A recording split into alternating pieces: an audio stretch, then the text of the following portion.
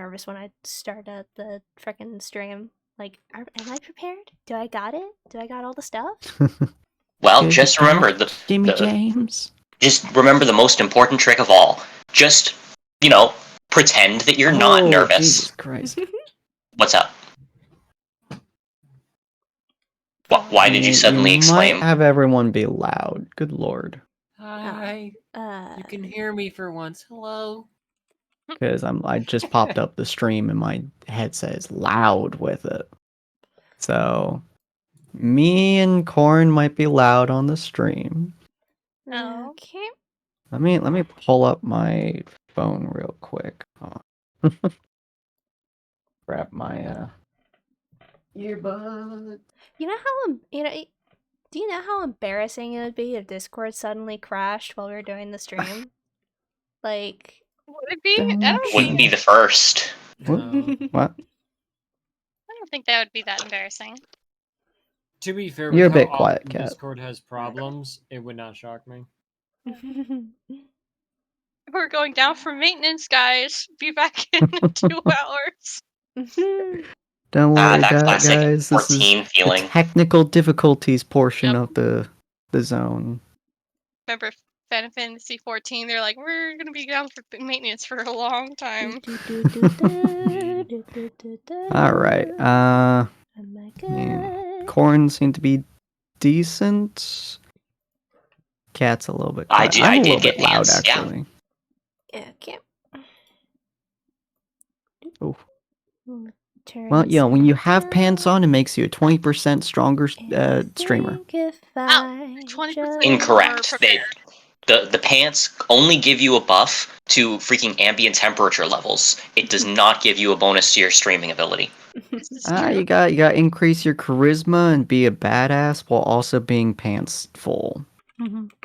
Though I will warn you that once we actually start the campaign thing, I might when I'm doing the roleplay thing, I might end up making myself louder. So that gain thing I just put on myself might immediately go. That's alright. Yeah. Okay. It goes. And the gain only applies to OBS, so we won't hear on Discord, just an FYI. Oh, you meant I was just quiet in general? Yeah. Oh. But also in the stream. But you sound good right now. Okay.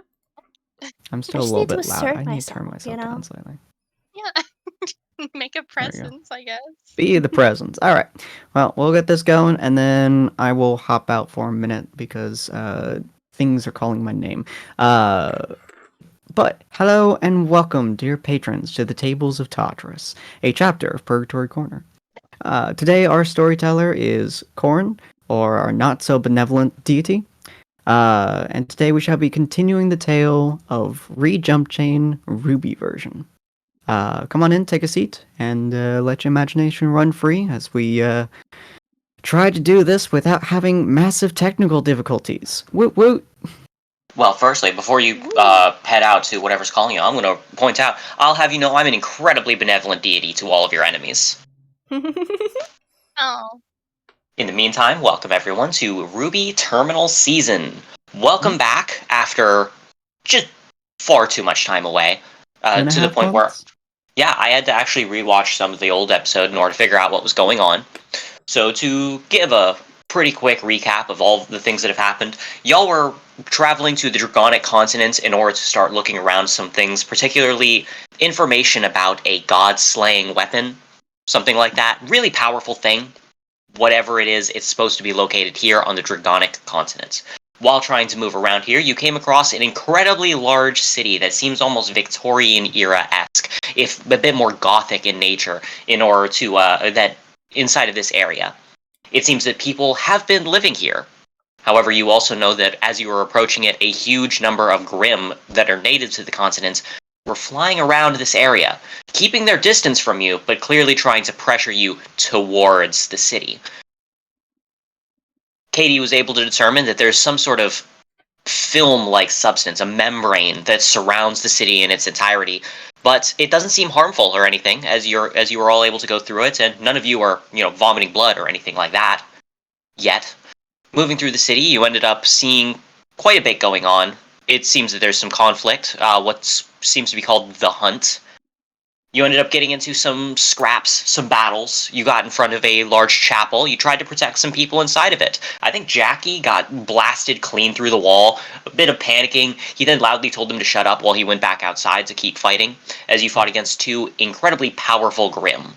One of which seemed to wield a sword, but that's the notable one. The other one, big, dumb, burly, and very strong, ended up being killed during the battle. But the other one chose to retreat. But not before he ended up clearly pissing off his patron a little bit with the entity that Katie was taunting before, inadvertently, admittedly. Him simply saying that he'd flip a coin, and, if it came up one way, he would leave despite his orders. If it came up the other way, he'd keep fighting. When the coin came up, indicating that he left, he tried to. Katie proceeded to hug onto his leg, prevent him from leaving, and loudly shout that, no, I need your flesh. Give me your flesh, so that I can heal my poor, eviscerated puppy. And he was like, okay, fine. And if I recall correctly, I think he gave was it his tail or one of his arms? It was his arm. It was an arm. Is it his arm? Okay. After lopping off his arm and leaving it behind, Katie then proceeded to head inside with it and start an analysis process on the arm. Meanwhile, everyone else started recovering from all of their injuries accrued during the battle. Following this recovery period, you learned more about the nature of the Hunt, about how people here, they die, and die, and die. No matter how many times they die, however, when every human or every Grimm has been slaughtered inside of the area, everything reverts back. Everyone is entirely conscious for this reversion process. They feel everything as any of their injuries are pulled back together. If one half of their body was sent to one half of the city, the other to the other side, then as their body is pulled back together, they are conscious for the entirety of it. Some people have been here a while.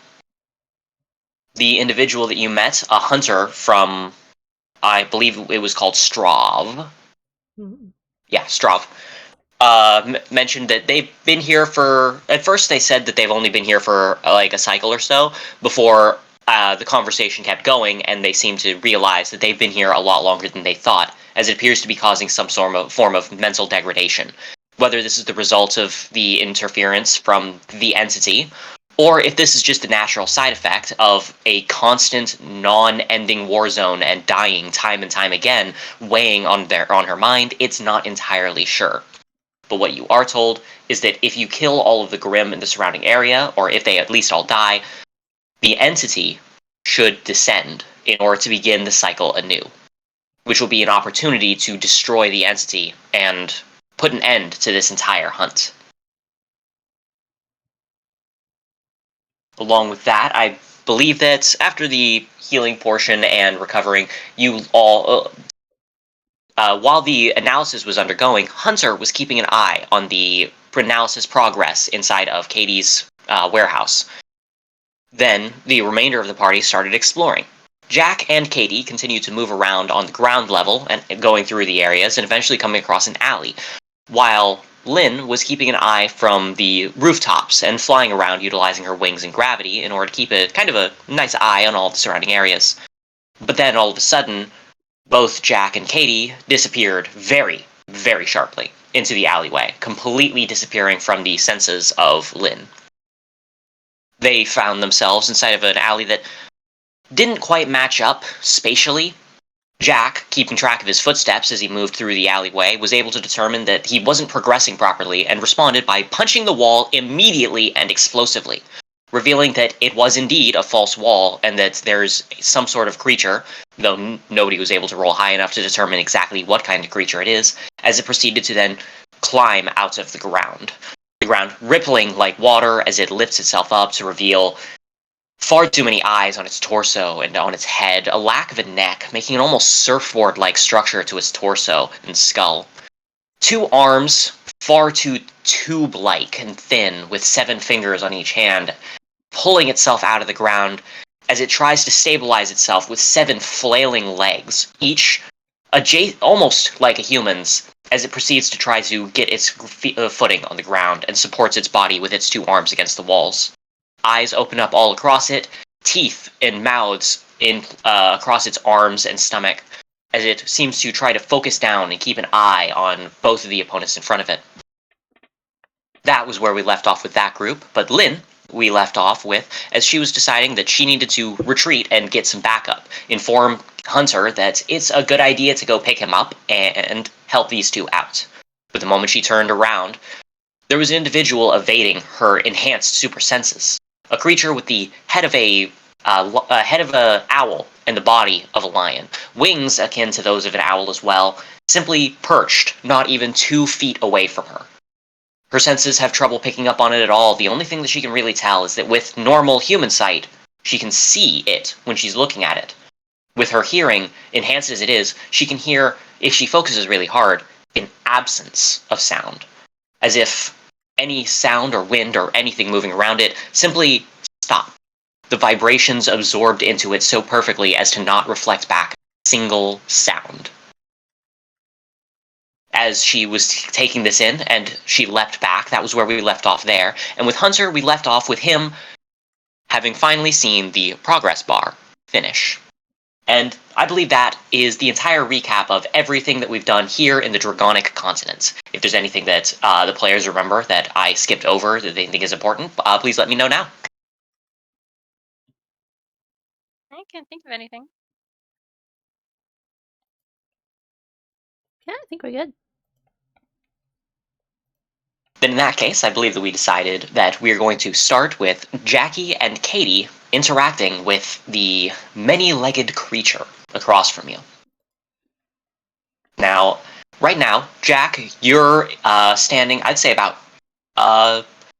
15 feet from it, and it's currently standing between you and Katie.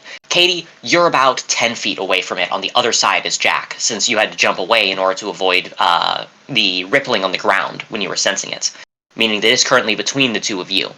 You both are able to see eyes and teeth across its torso, and both, it seems, based on the shape of the torso, it looks like it's facing both of you. If you had to identify the shape, it looks like the front half of the torso is facing each of you, though you can't see the backs yourselves. Now, both of you go ahead and roll speed. I'm going to go ahead and empty the turn order so that I can add more on. Oh, what was my speed? Okay.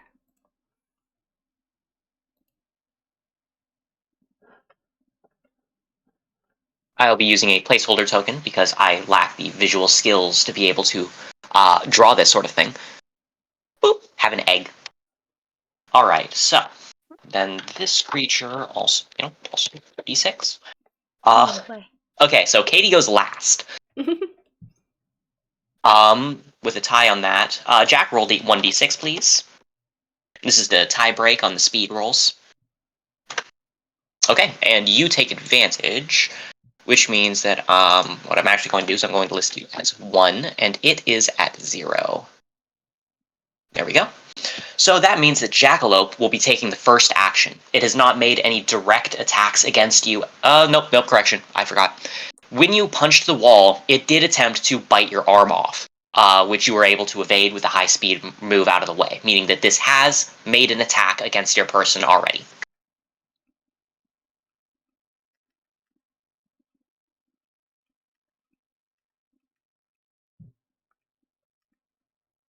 I don't hear anything from you, Jack. If your mic is muted, then that might be why. I didn't realize I had muted. Oh. Yep, there we go. It's a unconscious habit at this point. Understandable. High explosive ordnance. Okie doke. I'd say that. So I said what? I said 15 feet, was it? Yep. Okay, go ahead and roll a dex for your ranged attack. Your explosive rounds, if it hits, we'll see how that interacts with its body. Oh, that's that's 44.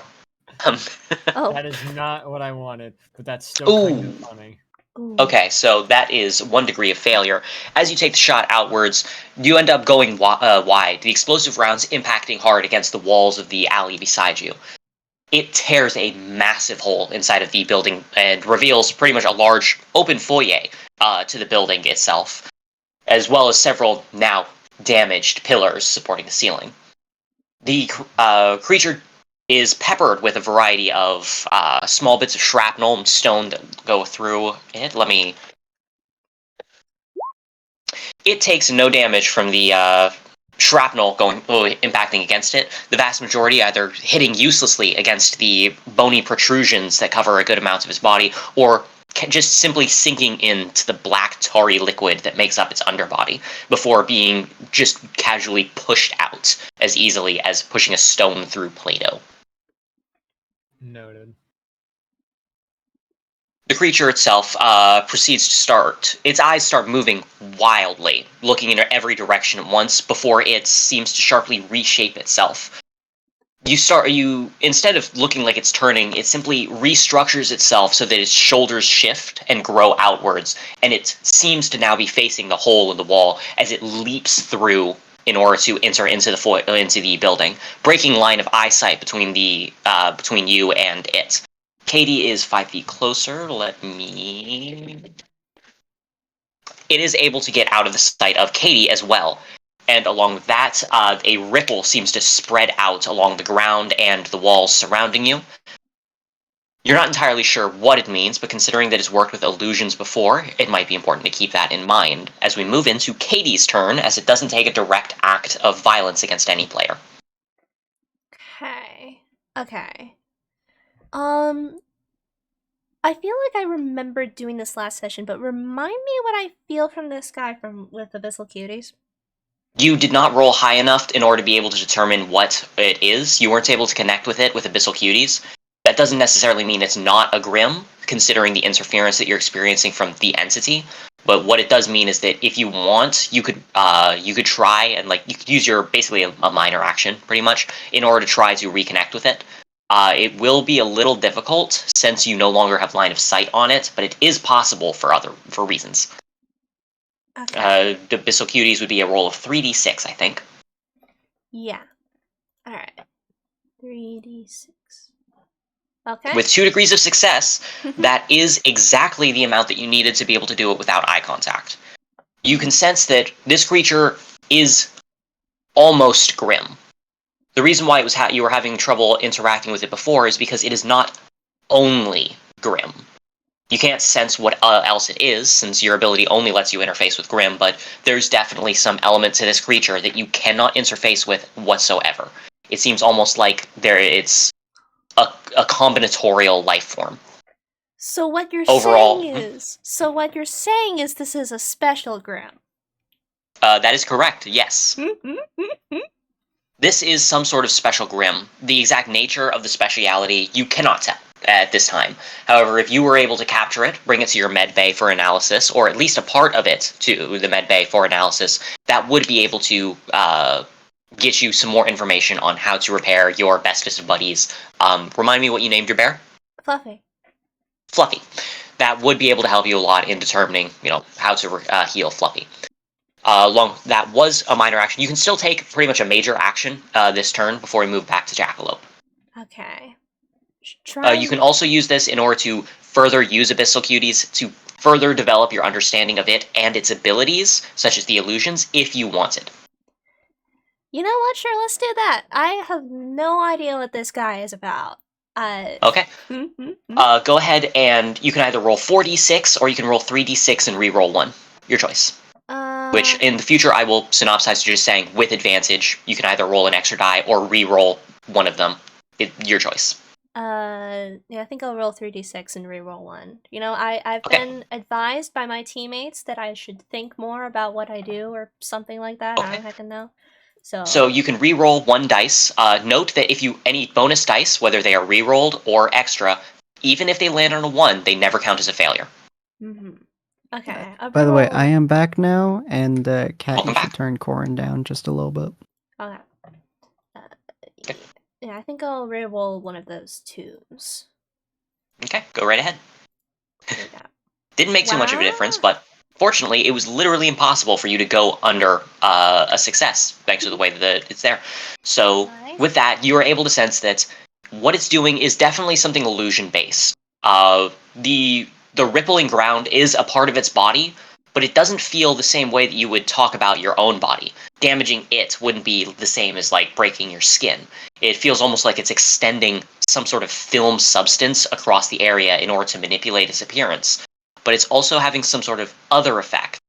With 1 degree of success, you can't tell what it is, but but being surrounded by this membranous substance is having an effect on your senses. Huh. Do you relay this information out loud to Jack? Yeah. Okay. Then, Jack, that's the information that you receive as it goes into your turn. Screwing with our senses.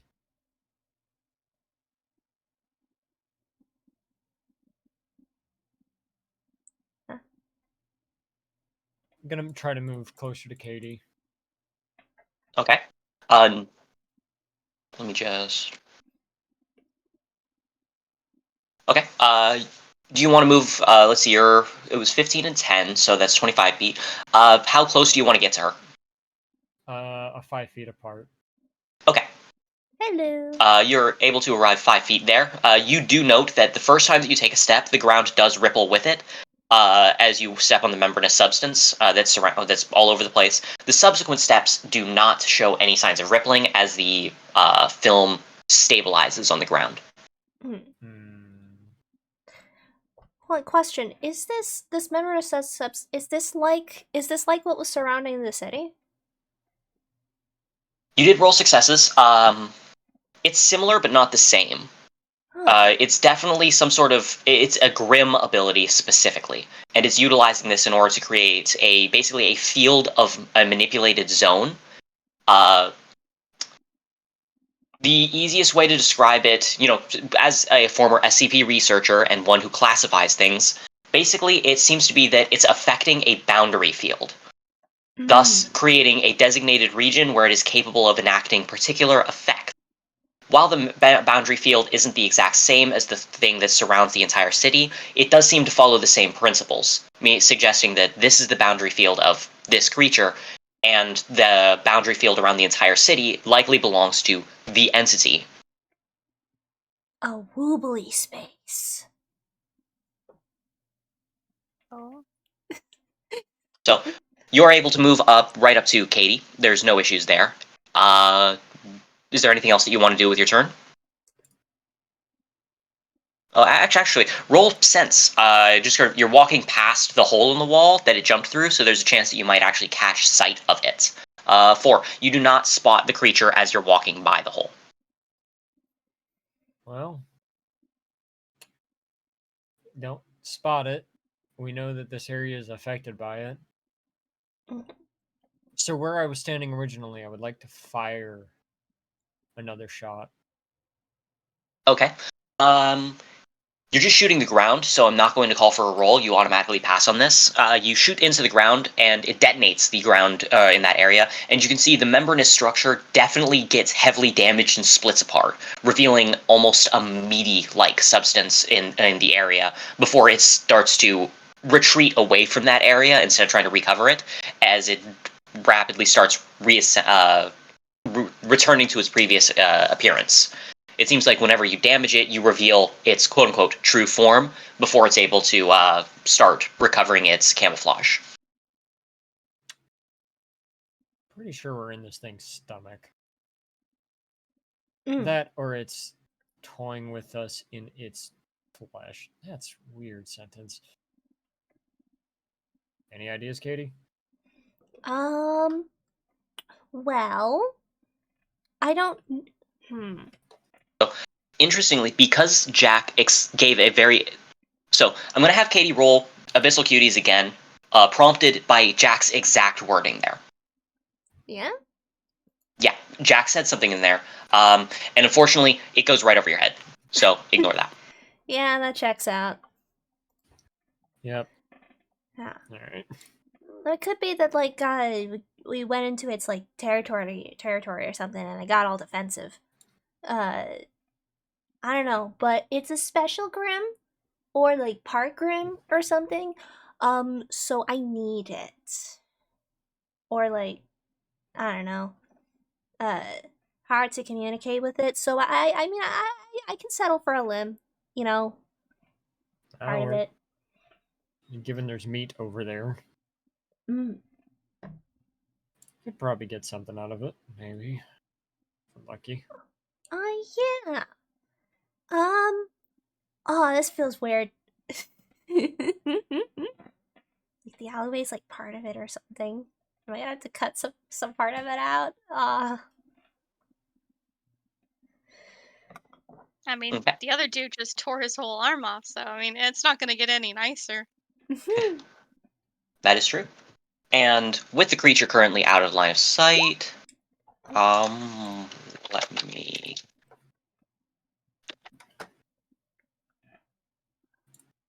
Okay, I'm gonna have each of you roll an endurance roll. Endurance. Okay. You got this. Oh no, you got this though. Oh, I kind of got Is this. it an attack? I'm going to say, by technicality, no. It's not like a direct attack or a anything like that. It's more a consequence. Katie does resist. Jack, is it a form of damage? If it is a form of damage, I need to roll an extra. You're gonna roll 1d6, and that's going to determine my answer to that question. No, you're not taking any damage from this. Okay. However, you do note, the metallic portion of your metal arm, the joints feel a little weird now, almost like something's gumming them up. It's not you don't feel the same effect on any of the joints in your, biological matter, but the metal is, I wouldn't quite say it's resisting your attempts to move, but it's not a smooth movement anymore. Katie, you feel a bit weird, but that's it. I always feel a little weird. You seem fine. But it is now Katie's turn, as its action has resolved. Okay.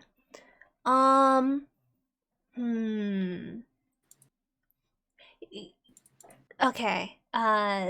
So have I determined that the alleyway seems to like be part of it? Like what's the texture of these walls?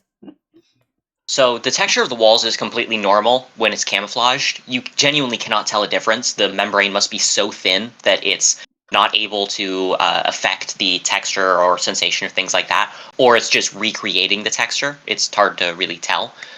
But what you can be sure of, based on your experience with the boundary field, is that the membranous structure is definitely a part of its body. However, from what you've also seen, that when the membranous structure gets damaged, it basically dissolves and breaks apart. If you want to capture a significant portion of its body, the membranous structure probably isn't going to fit the bill unless you can get a lot of the membranes simultaneously. Huh. If I stab it, does it bleed? Well, thus far, the only impacts against it, against the membrane structure, have been, things like explosions, which would, it doesn't seem to have bled thus far. It's hard to really tell because such a thin structure it's basically been, with how thin it is, it burns very easily and has been instantly cauterized by the explosion, unlike something like a limb getting blown off. If you wanted to make it bleed, you'd probably need to make an attack with a knife or something like that. If you wanted to see if it can bleed, I should say. My gun has a blade on it.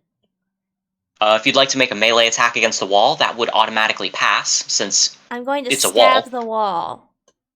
Okay. You can do it. So you end up impaling your blade into it, and you can tell that you definitely cut it. Oh, sorry, buddy. It doesn't bleed, though. It seems that it's so thin that whatever structures it's using, it doesn't seem to flow enough through it in order to bleed out of it. Okay. The area that you stabbed into, though, the membrane quickly recoils and pulls away from that area a fair bit. Can I carve out a portion of it? I'm going to have you roll a speed on this one. You definitely have the dexterity to get it done, but the question is whether or not you can do it fast enough where it doesn't recoil away. Okay. This will take the rest of your action, though, as a heads up. So if there's anything else you want to do this... Okay, you did roll. With a success. Sorry, and you end up being able to carve out a good circular section of the membrane. And you basically are able to get hold of it. It rapidly starts to almost desiccate, though. Once it's completely disconnected from the source, it seems to just start dissolving. Whatever it is definitely not strong enough in order to be able to maintain its form away from it. If you wanted it, you would either need to collect such a large amount that it would be very slow to dissolve, and you had the time to take it to your med bay, or you'd have to keep the creature alive. Whew, boy, okay. That little bit of science. Oh, what's up? Huh? What were you saying? I was gonna say, just Katie holding the portion of it as it like melts in her hands. It's just like, okay. I imagine it dripping down like jelly in between your fingers. More like how, you know how like bonito flakes, I think they're called. They move a little bit. It's more like that before they start dissolving into a dust that kind of spreads around into the air. So it's not like gelatin or anything? It's like Nope. It's more like it starts out as a very thin membrane. What's a good example? Like kind of like a film. Think it starts out like plastic wrap. But then once it disconnects from the main structure, it's no longer being supplied with the quote-unquote nutrients to sustain its form, so it rapidly dries out and becomes almost this thin paper-like substance that gets torn apart by even the slightest breeze. Oh, I was almost thinking it was like the Doctor Who thing with the face that's stretched over. Never mind. Not quite. But we do now move into Jackalope's turn. Moisturize. Just the ever so casual grabbing of a flame round. Because again, most of his weapon is dust. Spreading it across his arm and just setting it off. Interesting. Go ahead and roll me an endurance with your bonus dice, because this does count as an attack, even if it's self-directed. With a degree of success, because of how high quality it is, one success is enough to nullify all damage. And you note the weird interaction on your arm. It gets rid of almost all of it. It's not perfect anymore, but it's a lot better than it was a second ago. It no longer feels anywhere near as gummed up. Additionally, when it's actively aflame, there's no issues. It's when the flame goes out. Maintaining a constant flame, by the way, would be a bad idea, just because it would superheat the metal and would completely destroy the junction point between your arm, the fleshy part of your arm, and the metal. That's smart, though. Good job. Yeah. I relay the information I gained to Katie. Yeah. Okay. Katie, you now know that something was gumming up his arm, and it did not respond well to fire, so his arm is now a lot better. That's weird. Along with that, Jack, you still have another action that you can take. Well, he went into the building. So an explosive round is entering that building. Okay. It is a very wide and open area inside of there. But as I did mention, there are several support pillars that are designed to hold up the ceiling. Do you want to just fire into the area in order to just hit as much of the area as possible, or do you want to do a targeted attack on the supports? Supports. Okay, then since you're doing a targeted attack, I'm going to request a dexterity roll for your aim. With 3 degrees of success, that is a critical. Damn. I'm going to go ahead and have you roll 2d6, and I'm going to double the outcome. This is basically going to be structural damage, 10 points of damage. The entire pillar is just... Not only is the pillar basically disintegrated through the area of impact, the flames that you loaded... No, you said flames were for your arm, but you were loaded with explosive rounds. The explosive rounds detonate, just completely shredding the surrounding area as the entire portion of that ceiling completely caves in. Now let me go ahead and roll some dice in the background. Okay. You can tell several ripples spread out through the entire area, not just the areas affected by the explosion, but even the areas surrounding you now. Katie, roll 3d6 for Abyssal Cuties. 3d6. Oh yeah. It got hit. You're not sure how much damage it took. I'm actually going to roll the damage invisibly real quick, since you can't see it or anything. I'm also going to double that, since it was a critical. And yeah, so what happened is not only did you destroy the structural support, it also took a considerable amount of damage from the attack, either directly getting hit in the explosive radius or from being crushed under some of the debris. Katie's definitely sure that it is in pain as a result. Oh, jeez. Careful there. Did it die? Hmm? It ain't dead, is it? The fact that the membrane is rippling but not disappearing suggests that it is still entirely alive. I mean, it's Good not job, dead, but, you know, figured out how it works. Somewhat. I'm going to have you all roll another endurance check. Yeah. Ooh. Okay. That's... Okay.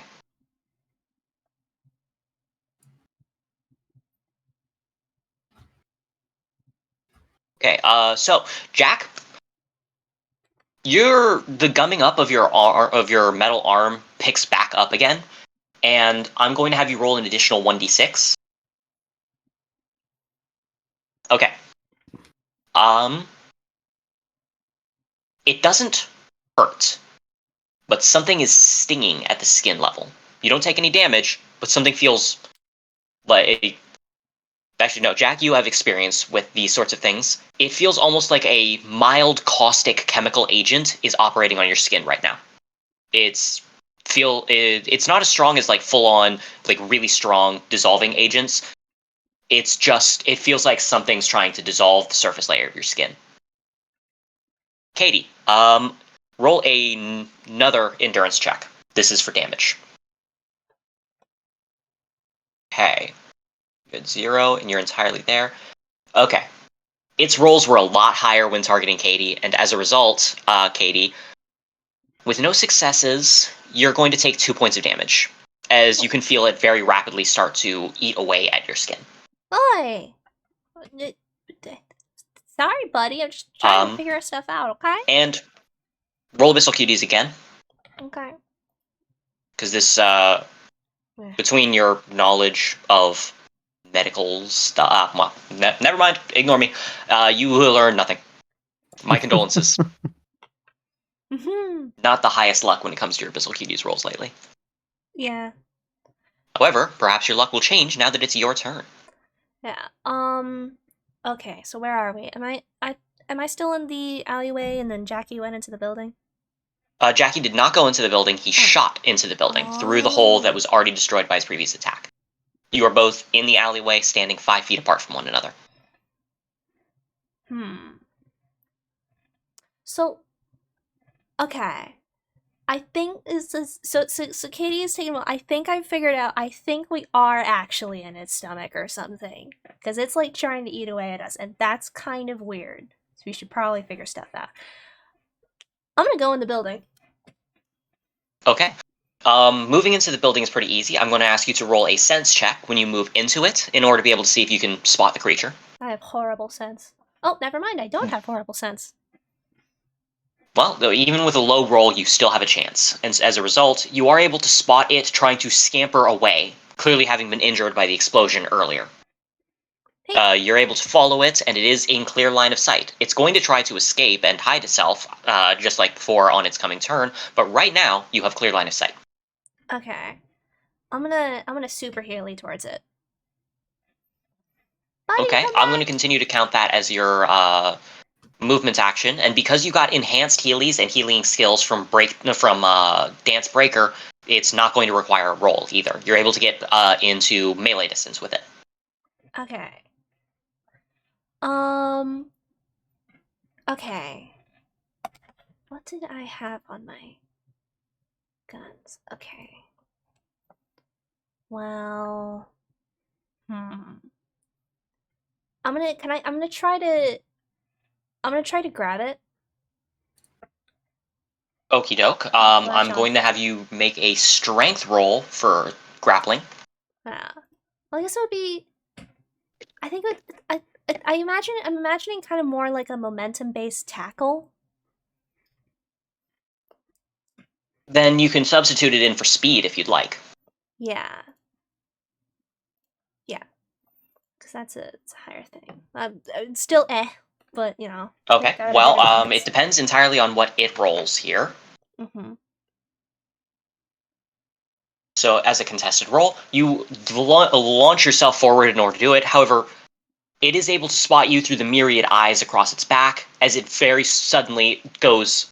When I say limp, I mean it basically turns into water and collapses down to the ground with a splash. You go through right where it was and end up tumbling on the ground, having missed the mark as it was just barely able to dodge.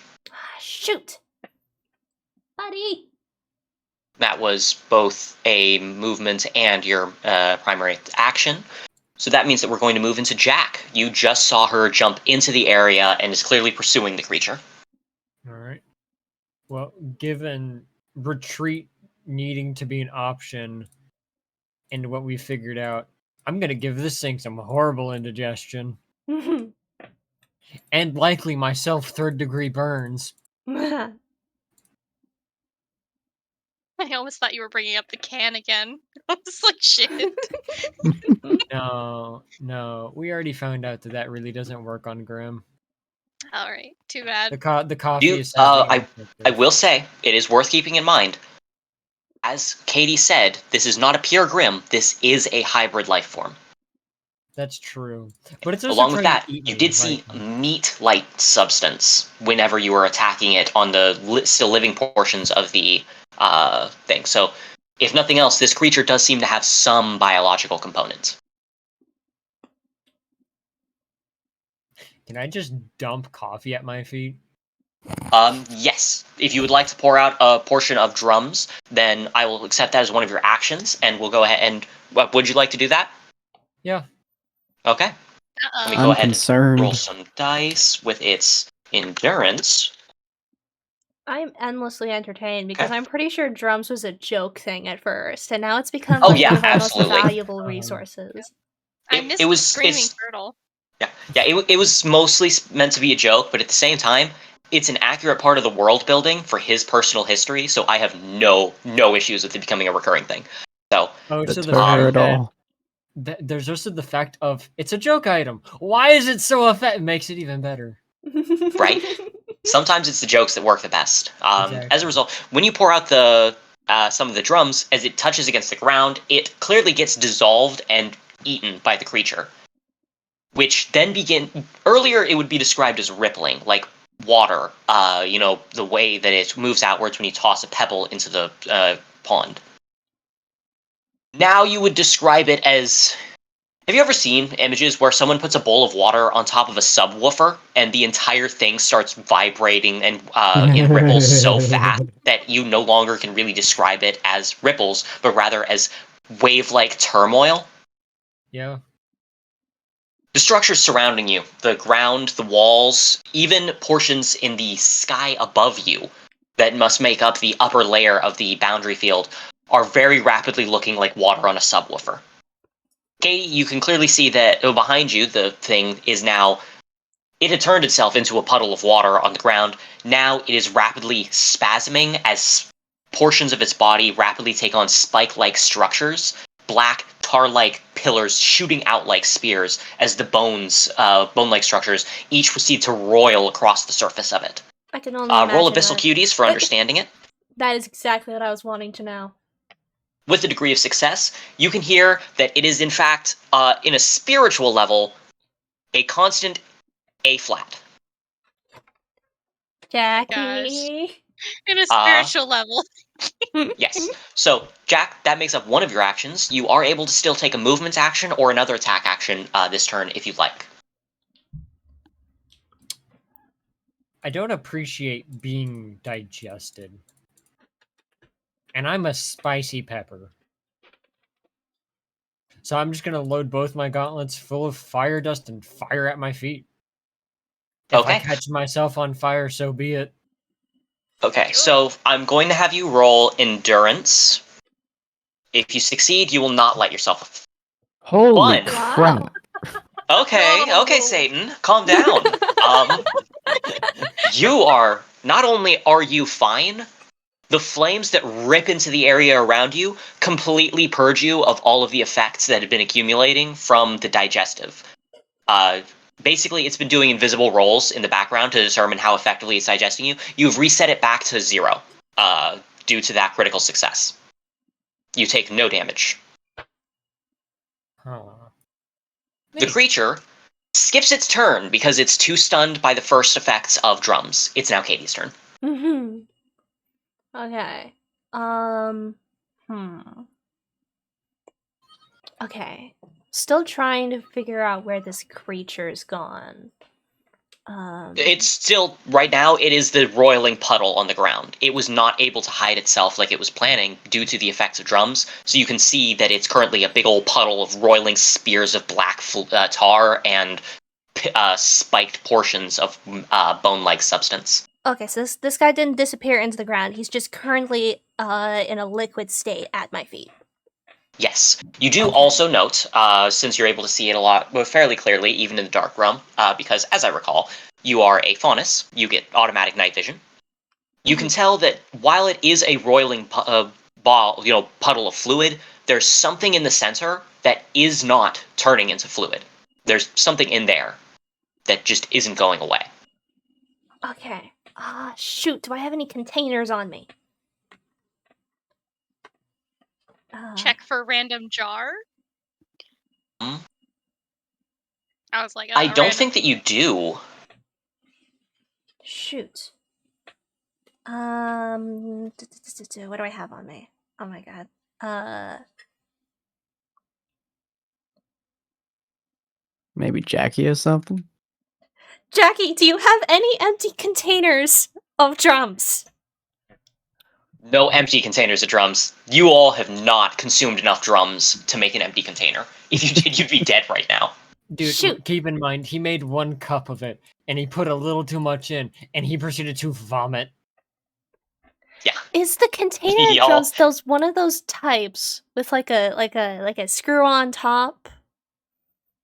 It's probably just a metal can.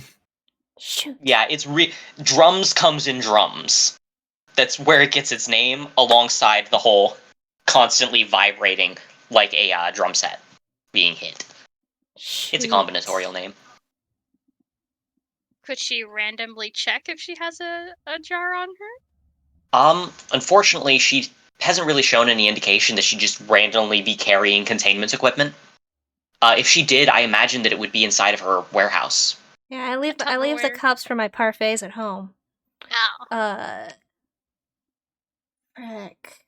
The best thing that you have would be, I would say that I would allow it if you wanted to use your lab coat. If you were able to get a hold of the solid thing, you'd be able to wrap it in your lab coat in order to transport it. Yeah, that's what I was thinking, be aware. Actually. Yeah, do be aware that if you do not render it, like, in some form of incapacitated, such as unconsciousness or whatever, it may choose to still attack you, since a lab coat is not exactly the strongest piece of armor and containment equipment in the world. What about your grim? Can you make a cup grim or a jar grim? Well, actually... Good question. Wait. So the real question would just be whether or not you could make a grim that's strong enough to contain another grim in its own body. That's certainly possible. But I think you'll want to keep in mind that it's not a guaranteed success or anything, since this grim is clearly stronger than normal grim, and the grim that you create aren't necessarily as strong as regular grim anyway. It depends on how you roll.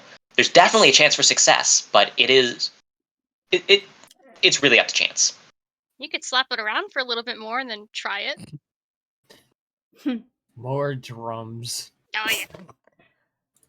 There's no way it's getting used to that. Okay. If you make it cry, it might not survive. Oh, also be aware that if you try to run over to grab it with your lab coat, there's a good chance that you'll get attacked.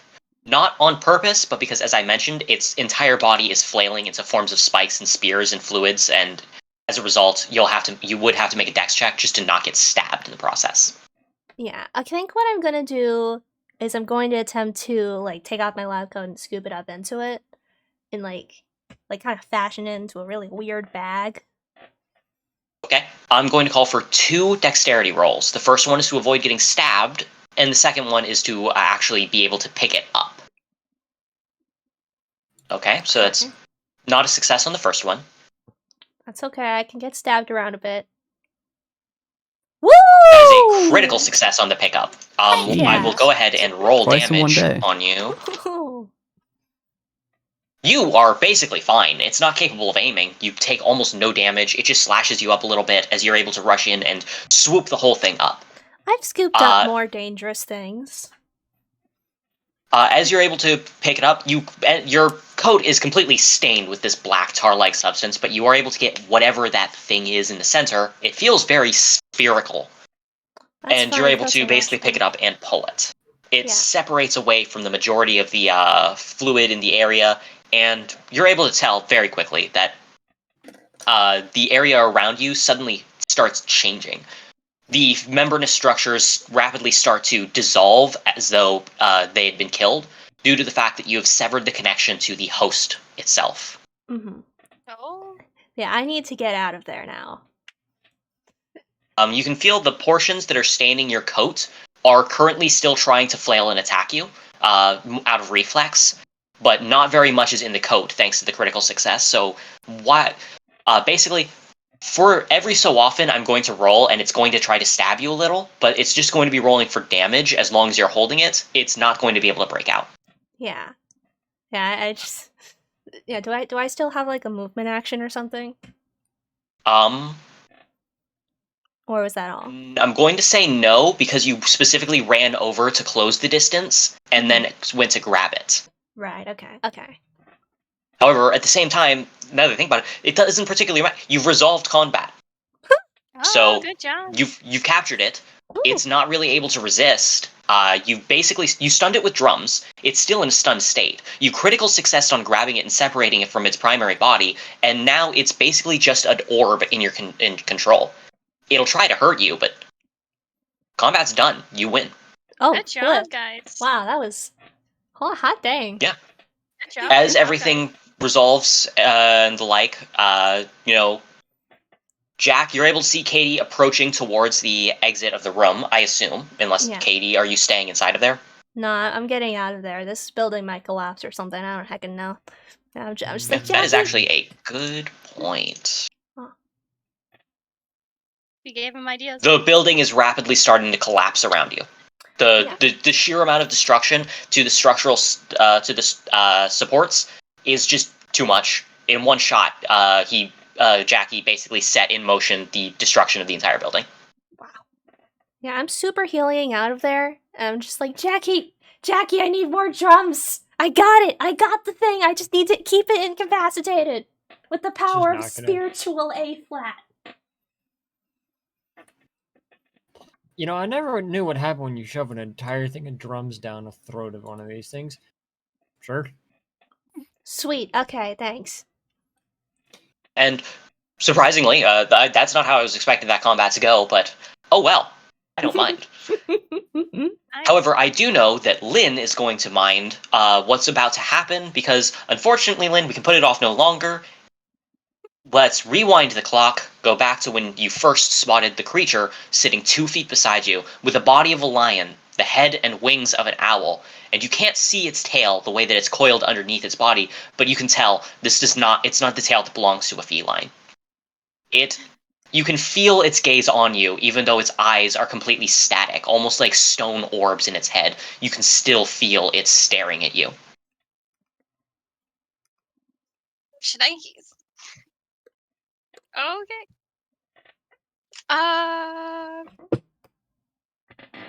And it's on the side of the building, since I was on kind of like a watchtowers.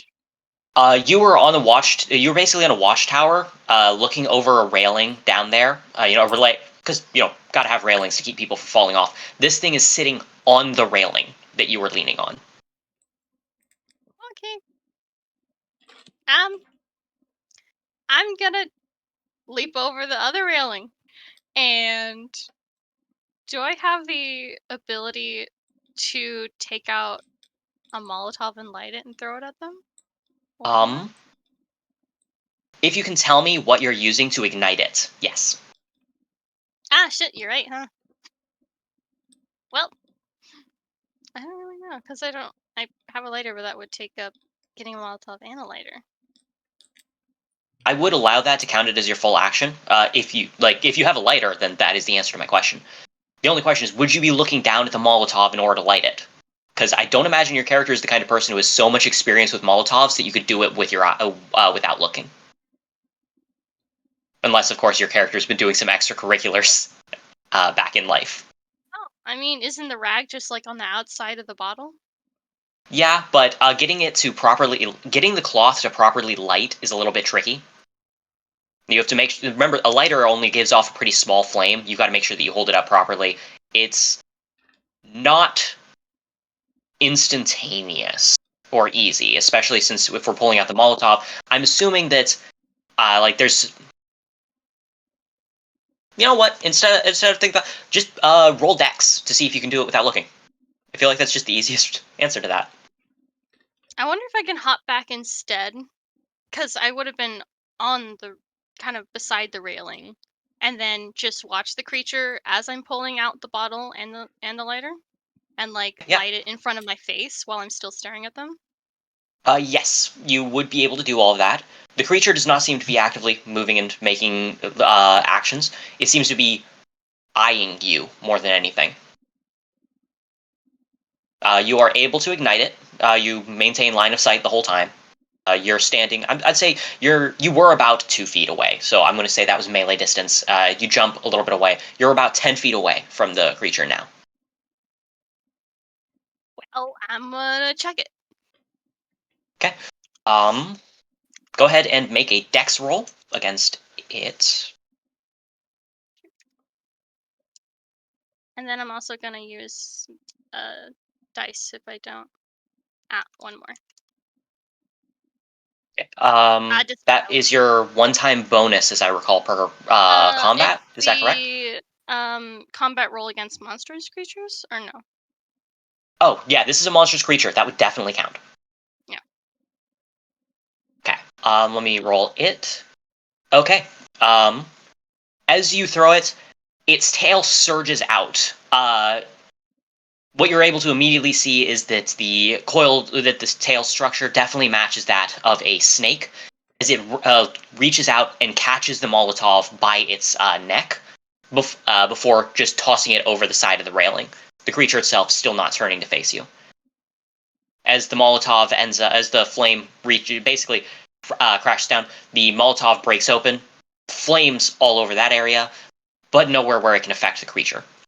The snake itself seems to now be eyeing you, just kind of almost hovering there, still attached to the thing, warily looking at you while flicking out its tongue. Oh, well, I'm a dip. I need to get back to Hunter. So I'm gonna jump off. Okay. Do you turn to look where you're going? I would have to. Okay. I don't have a mirror. Well, I don't know. I can't really take it out again. As you break eye contact and turn, you have no issues taking flight. But as you do, you can spot that the creature is now sitting, not flying. It's still in the exact same sitting position, about 10 feet ahead of you, right in the direction you were heading. Its face is now angled directly towards you. Oh.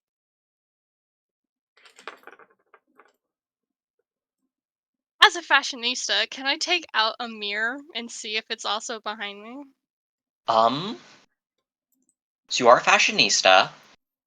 The question is whether or not you would have a mirror on your person, considering how much that you've been, like, with how many fights you've been getting into, they'd be pretty easy to break.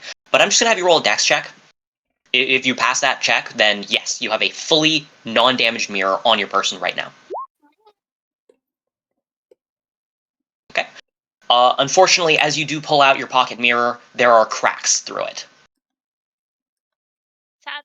It's still functioning, largely. It'll just be it'll be a lot harder to keep it in line of sight with a broken mirror than with a regular one.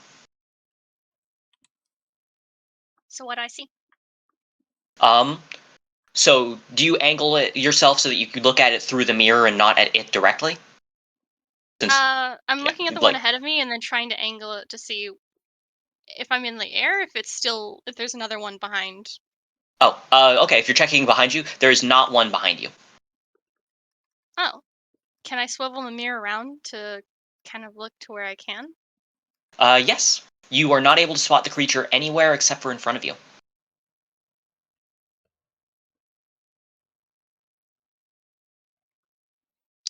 Can I take a moment to listen to see if I hear an absence anywhere else except for ahead of me?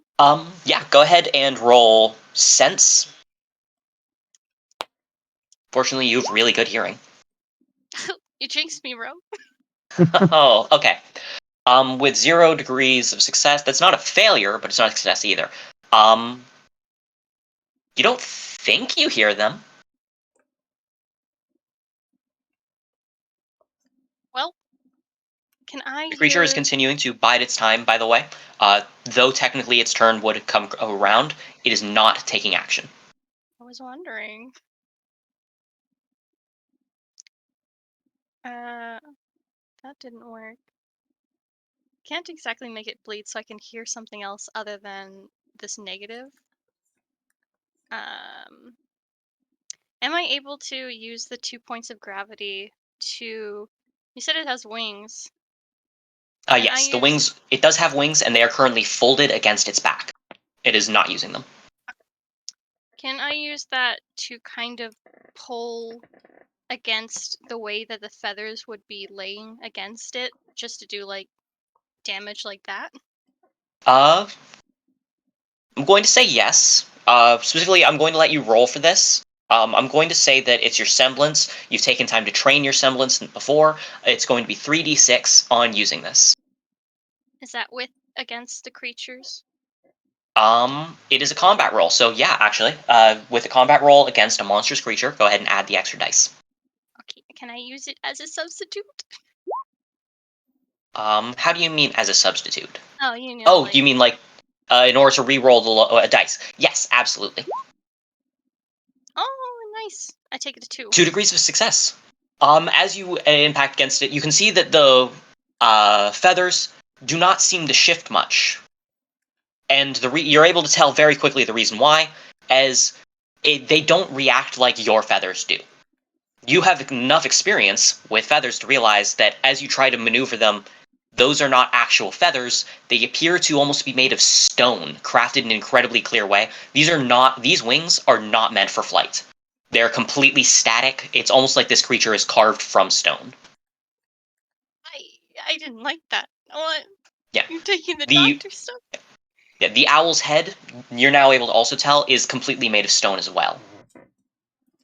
But then the snake is The snake animate? appears to be... The snake is animate and moving around. It doesn't appear to be made of stone.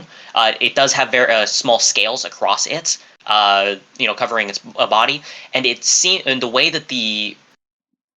So it seems like the lion portion is also covered in fur, but it's hard to tell. You're able to now determine that one of the reasons why it's so hard to tell that the feathers were stone or not is this entire thing, with the exception of the tail right now because it's moving, is static. The wind is not affecting it. The wind, instead of reaching and moving the fur or rustling feathers like normal, it's just stopping.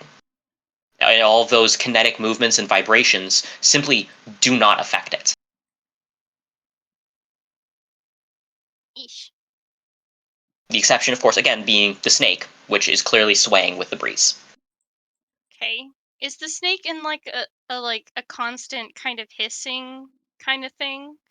Not I'm constant. wondering... It's flicking out its tongue every so often, as though to taste the air.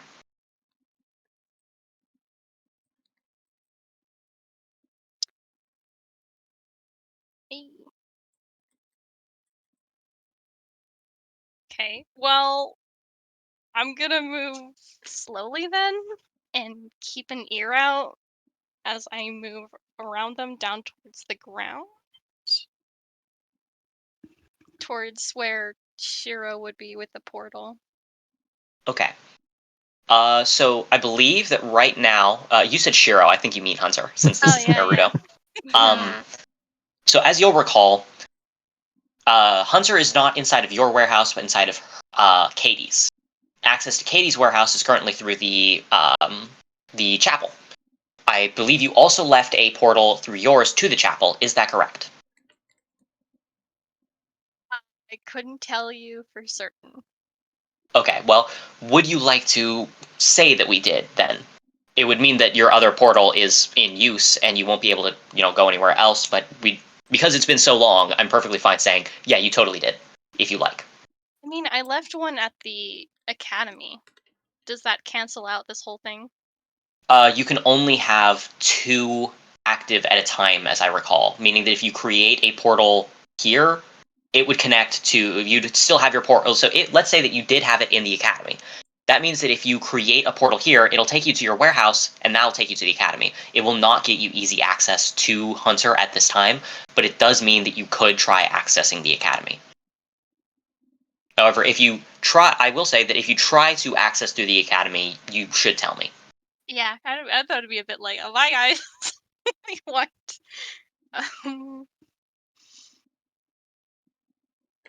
Aish. Okay, well, wait, didn't we need that portal though? How are we gonna get back? We said that we weren't gonna need the thing back, didn't we? So I can't. If I'm recalling correctly, you did tell the driver who took you to this continent that you wouldn't need a pickup. But I do believe also that the driver said that either way, they were still contracted to come pick you up in 7 days. So even if you do disconnect it, they are still coming back. It just means that you can't come back at your leisure. It means you have to be at an evac point in 7 days. Let's see. Oh man.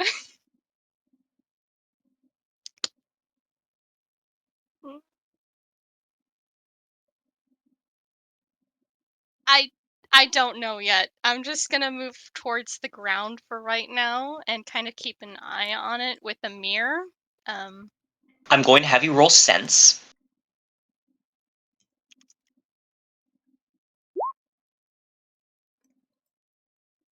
Success.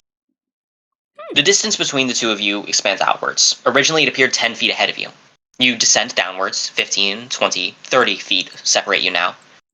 You're about to touch down on the ground as you realize that 75 feet of distance is between you and it. And the eyes move. The irises immediately locking onto you as the wings spread out, not to flap, but its entire body surges towards you at a frankly absurd speed. Roll speed in order to be able to dodge if you'd like. Or you can tank it. I just don't think that you want to do that. No, and I'm also gonna use that body gravity to try to help me move. Oh, good idea. Then in that case, go ahead and roll with advantage. So this is regular without my extra die.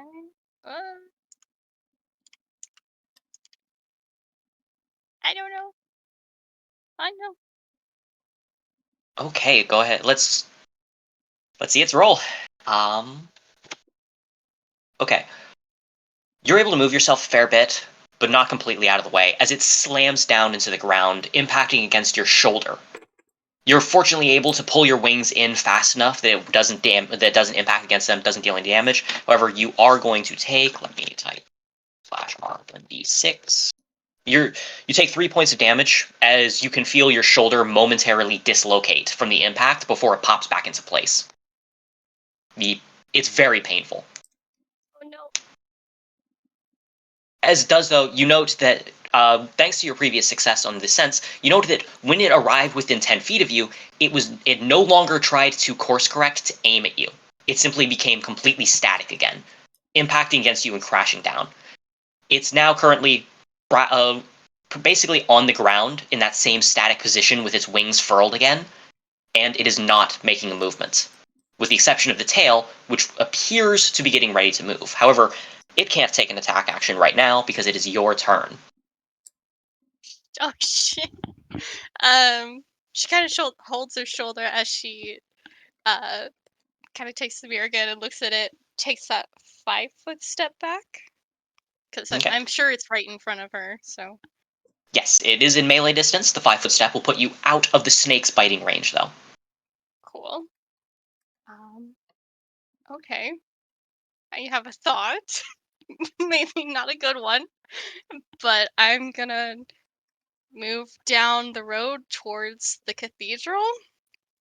Okay. With it in the mirror, and I'm gonna pause at 40 feet away. I mean, so what is it? 70 out of the 75 feet. 75. So Yeah. 70. Okay. As you stop, it becomes clear it's not pursuing you right now. The snake is currently coiling up, though, and sliding back into a position underneath the belly of the creature. You are not sure what that means, but I don't think I need to tell you that you should probably feel uncomfortable when it suddenly stops doing things. Okay. So you're 70 feet away. If you take another 5 feet worth of movements, it will gain full access to movements again. And if you look away from it, it seems that it will also be capable of even faster movements. You do have your mirror. If you would like to try to use only your mirror to keep an eye on it, I will need a sense roll. But at the moment, it is your turn still, as it is not taking a direct action.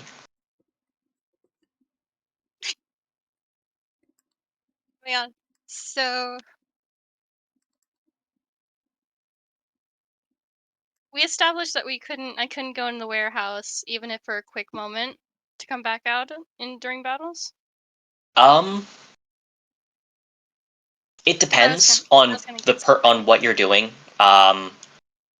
Specifically, the big thing is, like, I don't want it to be too easy to just, like, duck in and defend yourself. If you're doing just a quick thing, like dropping in there to grab something or whatever, then I'd allow that. But do note that due to the way that the patron wants to be entertained, if you try to engage in turtling, you're going to be ejected. This is true. I know that I had that huge box that I stuffed full of explosives.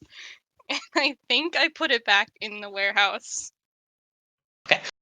If you want to go grab that, I will absolutely allow it. You can just go ahead and do it. Do you just choose to do that? I want to, but how would I get in there? Would it be right above the portal if I lose eye contact? How? Oh wait, no, because the portal is see-through, so I can still kind of use the mirror. Yeah, the portal is see-through. Yes. I will note that if you're going to go get a big old box of stuff, you're going to have to break eye contact at some point. Either A, you're going to have to look away in order to be able to do things, or B, if you're grabbing a big old box, it probably needs both hands. So you're not going to be able to maintain direct line of sight at all times.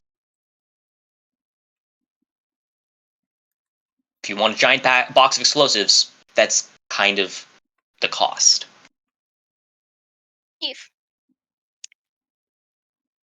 Okay. Shit, because I know I have... Okay, well, I want to try getting it, because I have a timed explosive that I want to try to use. So you do head inside, and you can feel that, you don't want to spend too much time in here. There's a weird feeling that you get, tying back to the patron. Don't turtle. But you are allowed to go get it. You do end up breaking eye contact and getting the box. Once you have the box, do you step out of the area, out of the warehouse? I'm gonna have the box. I'm gonna put a manually charged. What is it called? Like I can set off a bomb inside of C4? it. Yeah, a remote charge? Yeah, remote charge. Okay. If you could tell me how you're sending the signal to remotely detonate it, then sure. Does it have like a button that I can press that it sends it remotely, like wirelessly? Can you tell me where you would? Yeah, can you tell me where you would have gotten specifically a charge and like the equipment for like basically a wireless remote for Yeah, a charge I got it detonation? when we were shopping. I have a timed bomb, and then All right. I thought Yeah. that I also asked for one that I could, with a wire, I guess, that I can set it off. Absolutely. You had full access to the clown account, so I'm going to say that yes, that is Cool. allowed. Then if wireless doesn't work, then maybe a wired one? You do have a wired one, or a wireless one. It sends off a short-range radio signal. It's effective at up to 200 feet, unless unless line of sight is broken by things such as thick concrete, in which case you're going to have trouble penetrating. Okay. Then I'm gonna take that, and I'm gonna get out of the portal while trying to see where it is. Go ahead and make me a sense roll. Uh-oh. Uh-oh. Oof. So that's, only a -1. Okay. You do not know where it is. You cannot see it. There's no sign of it. You can see the broken portions that it crashed into earlier, and you can see nothing there. You do not have line of sight. Oh, crap. Is there a wall of a building around me? There are a lot of buildings nearby. In order to have done your portal, you would have had to have put it down onto a solid structure.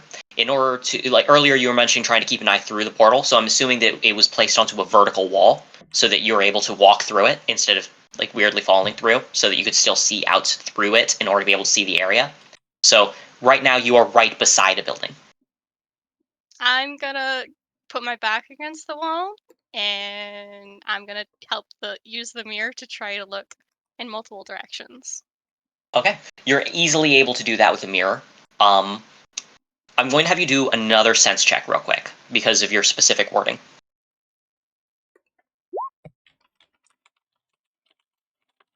That is a success. Go ahead and make a speed roll. Uh-oh.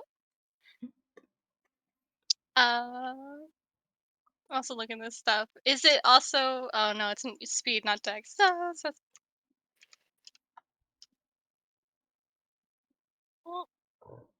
Oh, that is a degree of success versus. Please. Okay. I'm going to have you roll endurance for the damage, and then I'm Oh. going to narrate what just happened. What is my endurance? 1? Oh no. Yep. Oh. Nice. That is a degree of success. I'm going to say you take 2 points of damage from this, since you rolled a success on your endurance thing. The first thing that you hear is the sound of. It's a very soft sound. Tell me, did your character have pets in their life? Have what in their life? Sorry. Pets, like a dog or a cat? Maybe a cat. Okay. The first thing that you hear with your incredibly enhanced super senses is the incredibly soft, muffled sound, almost impossible to pick up, of a paw pad striking the ground through the wall behind you. This was the only indication that you had, but it was enough for you to be able to throw yourself to the side, managing to just barely avoid a massive greatsword cleaving through the wall.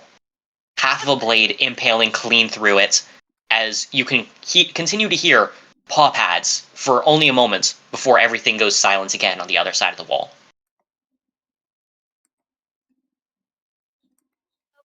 Great sword. What the heck? I'm gonna, I don't have to be exactly near the box, so I'm gonna shoot. Real quick, you said that you. I might totally be misremembering. Did you say that you studied architecture at any point? My character was definitely interested in it. She did go to college. Oh man.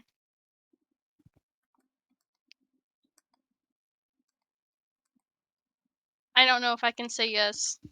I know that she Okay. can sketch things. I can't say yes. Roll a d6, and if it's a success, we're going to say yes. You have enough experience to know what I'm talking about. Unfortunately, you're not entirely sure what's up with the sword, but something about it does feel odd. You just can't quite tell why, though. However, As the sounds go silent again, you can see that the sword rapidly begins to dissolve and fall apart, almost turning into this weird, thin, paper-like substance as it dissolves in the air and floats away, leaving only a large hole in the wall. Oh, You still do not have sight of the creature. So it attacked from my side of the building, not from the inside of the building? No, it attacked from the inside of the building. So the blade seems to have been from inside of the building, cleaved through it in order to attack you on the other side. Only a blade had come out of that side. You assume there was probably a handle on the other side. The creature was definitely inside the building. And it might still be. It's hard to tell, though, because you can't see. And it attacked me because it heard me on the other side? You can't be sure if it's because it heard you. That's a very logical thought. I can't say with confidence because your character would not know 100% for sure. Can I throw a stone at another part of the wall that I'm not next to? Certainly. In fact, I'm going to auto-pass you on that. Throwing a rock is not the hardest thing in the world. It clatters and hits, the sound of stone against stone ringing out. There's no attack against it, though. I will note, just because you have really good senses, it is a completely different sound, the stone against stone, versus the sound of your shoes against the stone.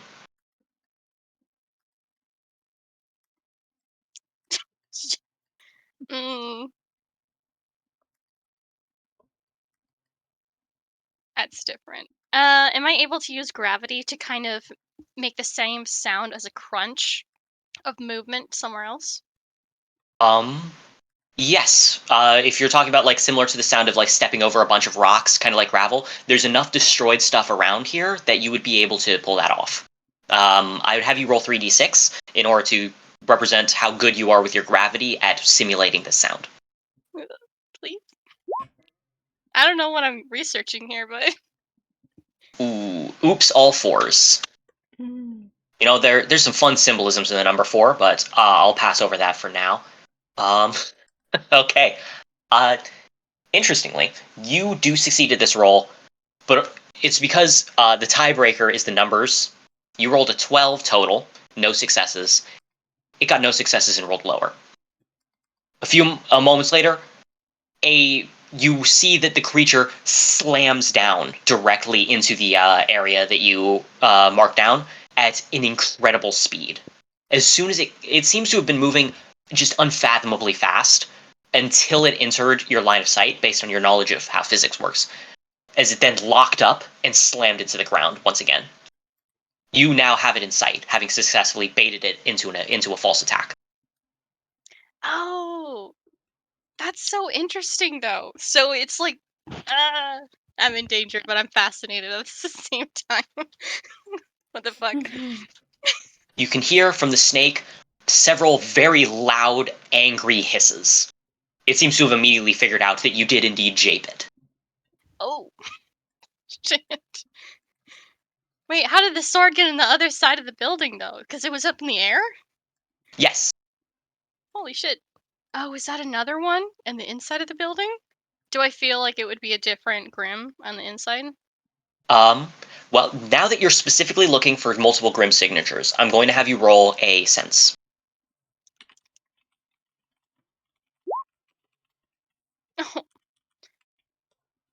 -1.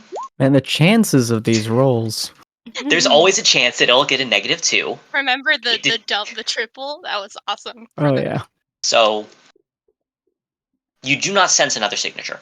It seems to, you can't even sense the thing right in front of you. You can clearly see it, but once again, whatever it's doing is nullifying the ability for you to detect it. I'm gonna try that gravity thing with the step thing again, because I'm not sure if it is another one or not, but I just want to try. Another 3d6 to represent your gravity. Yeah. Which, in the future, I'm probably just going to call, roll for semblance. Yeah. That's a degree of success. And let me... In front of the creature. Yeah. Okay. As that happens, as it rings out. Yeah. Okay. A few moments later, a heavy, like the same structural greatsword, surges upwards from the ground. The ground itself seems to warp and contort and surge upwards into the shape of a blade, carving through the area that you had just marked. The creature that you were staring at did not make any movements. It seems that the creature in front of you is not the only thing currently hunting you. Which, clearly, like you were currently outnumbered, you realize, just as Jackie and Katie have wrapped up their combat. The two of you, now that all of the stuff's wrapped up, you're getting ready to leave, take your thing back to your med bay for analysis. You can hear the sound of crashing stone against stone. Seems like some sort of conflict just broke out really down the street from you, like not even 100 feet away.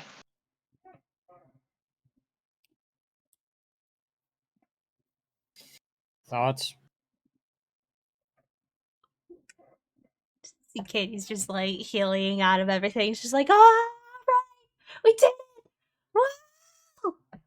Okay, so Katie states she's a bit too surprised, a bit too like hung up on the victory to notice the explosion sound.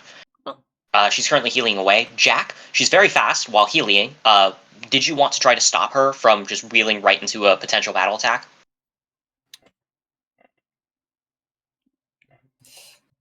I have an idea. Oh boy. Okay, that's never a good thing for me to hear. So please tell me what it is. So she's healing away. Jack isn't getting through to her, so he's just gonna yell out, "Is that a weird-looking Grim over there?" Wait, what? And he's gonna point in the direction of the fighting. Oh. Okay. Katie, Jack, you rushed out and pointed in that direction. You do not know what you were pointing at. You just pointed in that direction in order to get her attention to it. Katie, you spot a really weird-looking Grim. Oh, a weird-looking Grim. Yeah, with a big old, with the head of an owl, the body of a lion, the tail of a snake. It kind of reminds you of Chimera that you've read about and all sorts of things. But notably, the weirdest thing is it looks like you definitely give it Grim vibes, but you don't see any bone protrusions across it, and it seems to be made of flesh. You're getting Grim vibes, but whatever this thing is, it doesn't look like any Grim you've ever seen. It almost looks like a real living creature. Oh, frick. That's a freaking flesh chimera thingy. What do I get from it, Vessel Cuties? Go ahead and roll for semblance. I think it's being knocked out by the weird looking one that I have in my arms right now. That's a good point. Right now, with the thing currently stuck screaming in a constant A flat, you cannot pierce through that in order to be able to try and contact this one in the distance. It's very much like noise-canceling headphones in your skull, giving off that constant little thrum that cancels out everything else. Mm-hmm. Yeah, I think so I'm like, oh frick, weird Grim. Oh wait, hold on, I still have a weird Grim in my arms in my lab coat. Oh frick, my Grim babies were in that lab coat. Where are they? Oh shoot, did they fall out? Oh well, actually, that is a good point. They were inside of the coat, weren't they? Frick. Yeah, so there's a little tiny fight happening inside inside there. Kitty is just buffering right now. Birdie is we did state Birdie was outside of the coat because Birdie was flying alongside you in the end of the last episode because your Birdie was getting extra sense rolls to detect things. So Birdie is not in the coat. Your tiny baby double-headed snake, however, is. Oh, shoot. Which means that the coat, currently perforated in many places because it is a small rolling ball of needles and knives. The Tajitu quickly scampers out of it, clearly having been injured. Oh no, I'm so sorry. Oh my god. Okay. It basically, let me just double check your character's icon. You have a turtleneck, right? Yeah. It climbs into the neck part of your turtleneck. Oh, Clearly so not happy about having been impaled in several places. Oh, I'm so sorry, baby. Oh, frick. Okay. With that, you're very distracted by all of these things that are going on around you. It makes it very difficult for you to take an action. Jack, you now realize that you are currently pointing at an actual weird-looking Grim. Oh.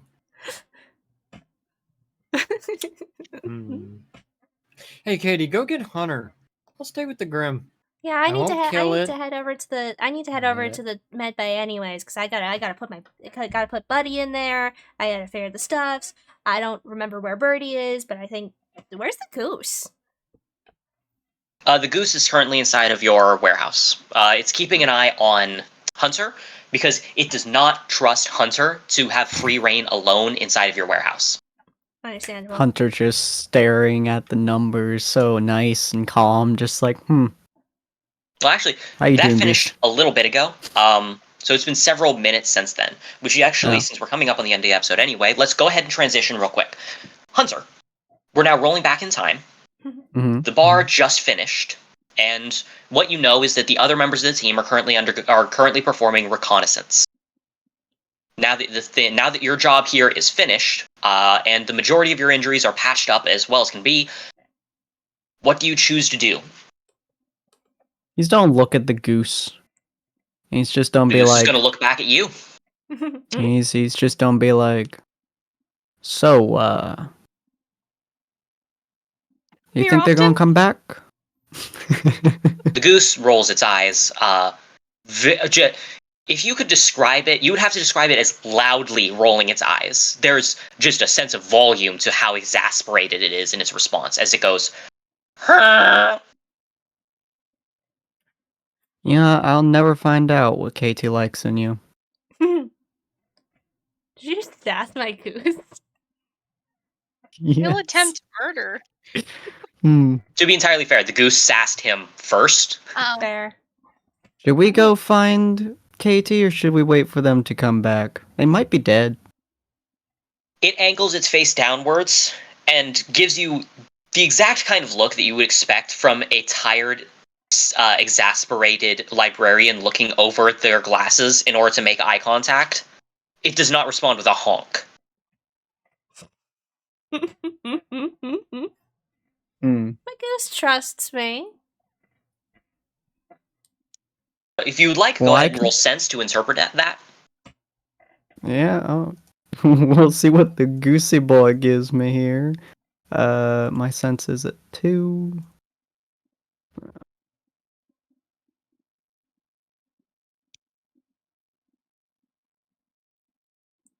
Wrong that was two, 1d2. Wrong two, buddy. R1d6. Didn't you say it's a 2, so wouldn't you roll 2d6? Oh. You are correct. Just don't roll a 1.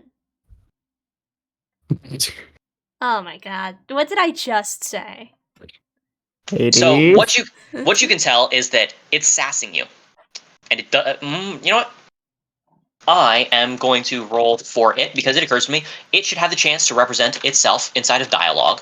I'm going to basically use I'm going to have to figure out social roles in the future. So for now, let's go ahead and just do this. Nope, it also failed. You don't know what it's saying. What you do know is it's sassing you, and it wants you out of the dang warehouse already with your job done. So what I'm hearing from you, tiny jerk, is that you want me to go and find Katie and make sure she's not dead.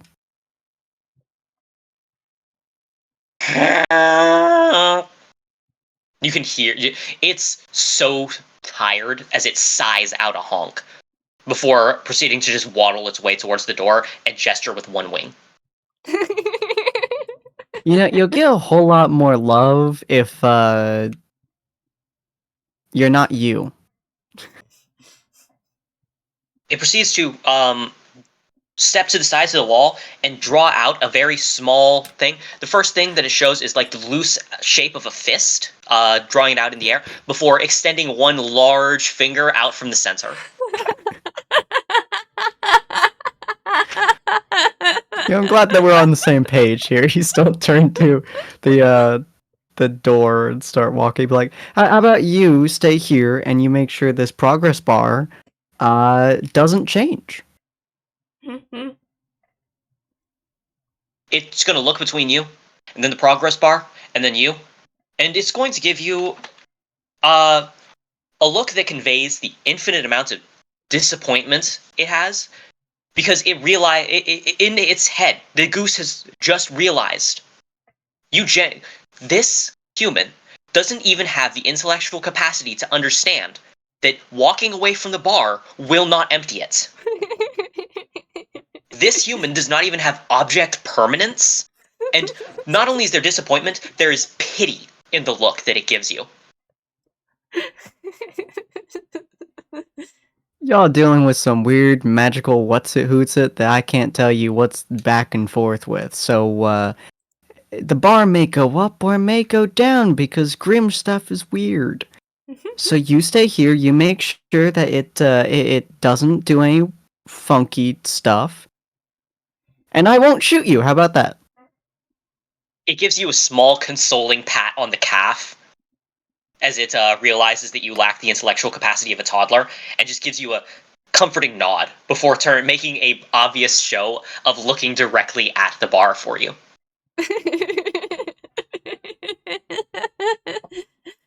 I have a feeling like I'm going to shoot you at some point, and it's just a walk out. Okay. As you walk out, roll me a sense check. Okay. To check if the bar went down. Birdie was in that. Birdie's in that warehouse, you see, right? Yeah, joke's on the goose. It will go down. Ha! Go. So, what'd you say, Katie, about Birdie? Is Birdie in that warehouse? No, Birdie was with you. Right. Okay. Okay. As you step out, you don't hear anything particularly off-putting. Any sounds of scuffles or conflict or anything like that. Everything seems fine. You do spot that Honey is currently working on one of her weapons.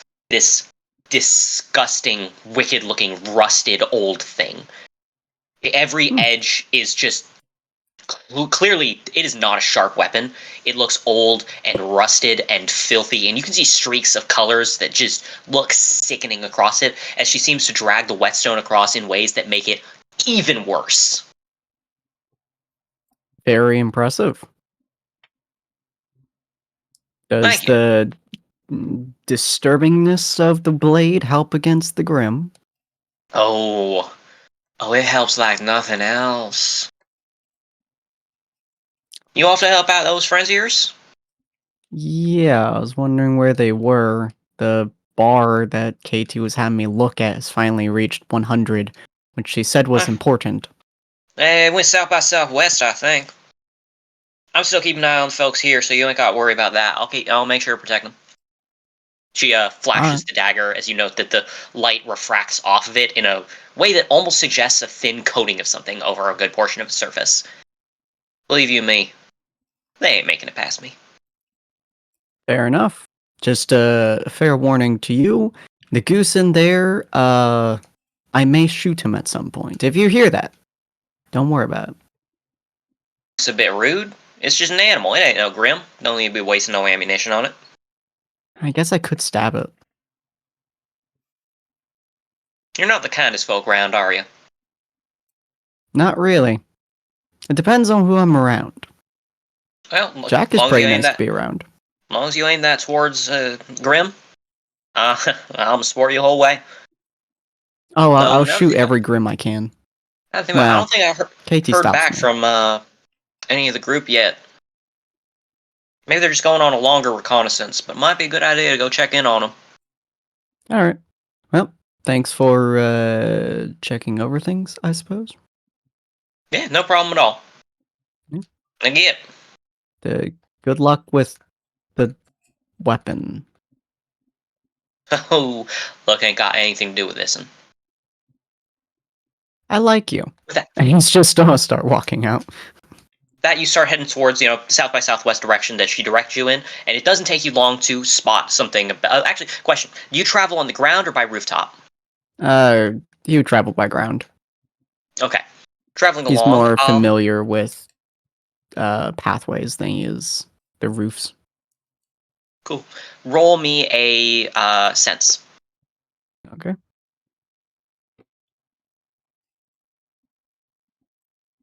Jesus Christ.